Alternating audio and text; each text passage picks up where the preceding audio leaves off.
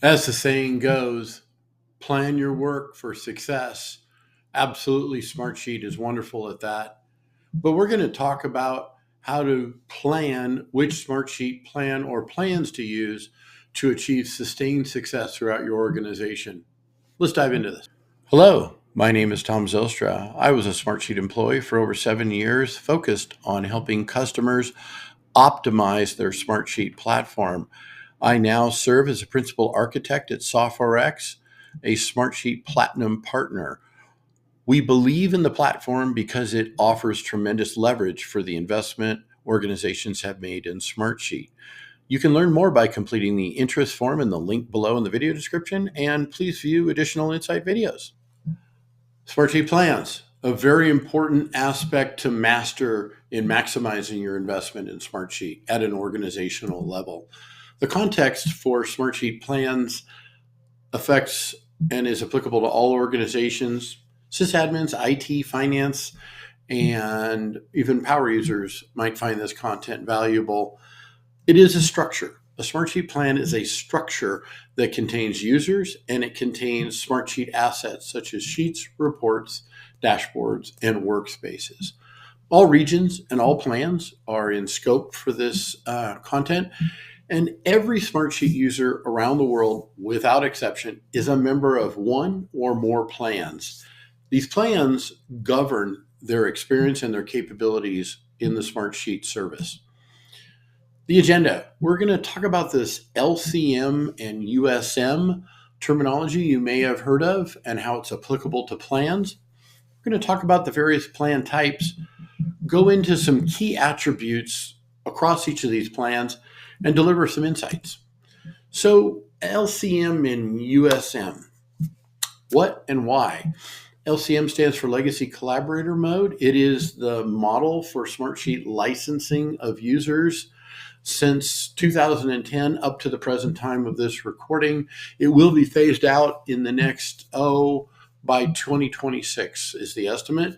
USM is the new next generation licensing model for Smartsheet. It went into production first in July of 2024, and both of these models will be coexisting for the next couple of years. The most important thing regarding LCM and USM as it relates to plans is the user types that are contained within these plans. Legacy Collaborator model had three different types of users: licensed users, non-licensed users, and external collaborators. Whereas the user subscription model has four different user types: members, analogous to a licensed user; provisional member, that would be also analogous to a licensed user who is essentially on a trial. Then there are guests, which would be equivalent to an external collaborator in the Legacy Collaborator model, and visitors. Visitors are also what would have been external collaborators, just with a lower level of sharing permissions. When we take a look at the plan types here on screen, you can see we've tried to create a visual progression. The plan types go from, at the entry level, a free plan, then to a pro plan, then to a business plan, then to an enterprise plan, and then ultimately to the new advanced work management plan. Each plan sequentially has all of the capabilities of the plan or plans preceding it and adds additional levels of functionality that we're going to go into right now. As you can see, moving from free through pro, through business, through enterprise, and ultimately through advanced work management, logically there would be additional capabilities provided. What we've tried to do here is put a number on it to give a sense of the progression as you move across through productivity, security, administration.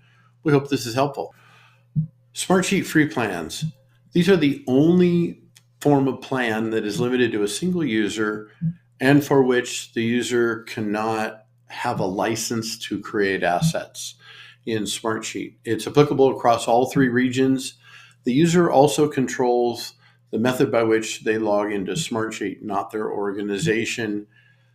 These users in these free plans can be automatically migrated into an organization's enterprise plan with some preparation. In user subscription model, a very interesting fact about individual plans or free plans, they are very transitory. They will only exist sometimes for hours or maybe a few days. The moment that user is shared to an asset in another plan, the free plan will dissolve and that user will be migrated into the plan that shared the asset to that user. The user can upgrade to a paid plan on their own. There is an option within the product. A Smartsheet Pro plan exists in the US and European Union regions. There's an unlimited number of users who can be a member of a Pro plan. There are limits placed on the amount of collaboration that can take place with the sheets, reports, dashboards, and workspaces. Asset creation for licensed users and members in the USM model is available as an option, which is different than in the free plan. Again, like the free plan, the authentication is controlled by the user. And a very interesting nuance here. In the user subscription model, we talked about the 4 different types of users: members, provisional members, guests, and visitors, whereby guests were in the legacy collaborator model called external collaborators. The Pro plan does not have a guest USM category. In other words, there are members, provisional members, and visitors. In practical application, this means someone external to the Pro plan who is shared to at a level that would have been a guest in a business plan or an enterprise plan. In a Pro plan, that individual would become a member of the Pro plan. Smartsheet Business Plan. Interesting here in that the business plan is applicable to all 3 regions. Unlimited users like the Pro plan. There are the introduction of asset publishing controls are brought into play, which are very powerful features. There is, of course, the option, like in the Pro plan, for asset creation in the legacy collaborator model and in the user subscription model. Again, like the free and Pro plan, authentication into the app is controlled by the end user. There are both licensed and non-licensed users in the legacy collaborator model version of a business plan, and a difference from the Pro plan in the business plan with regard to user subscription model. There are members, provisional members, guests, and visitors. So guests are an option in the business plan. Smartsheet Enterprise Plan, heart and soul of the Smartsheet product for many organizations. Of course, unlimited users. It introduces the critical control mechanism and governance mechanism of organizations being able to claim their domain or domains and all of the value that brings to them. It introduces the ability to control external collaboration through a feature known as safe sharing. The asset creation is similar, again, to Pro plans and business plans, that if a user is licensed, they certainly can create assets. A huge difference in authentication. Authentication is controlled by the organization, not by the end users within the plan in an enterprise plan. We have the same scenario as in a business plan with the legacy collaborator model with licensed users and non-licensed users, and in the user subscription model with the 4 types: members, provisional members, guests, and visitors.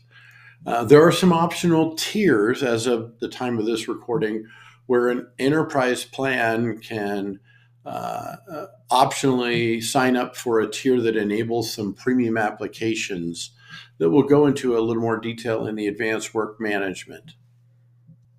Advanced Work Management Plan in Smartsheet. This is the newest plan as of this recording. It is the top level plan.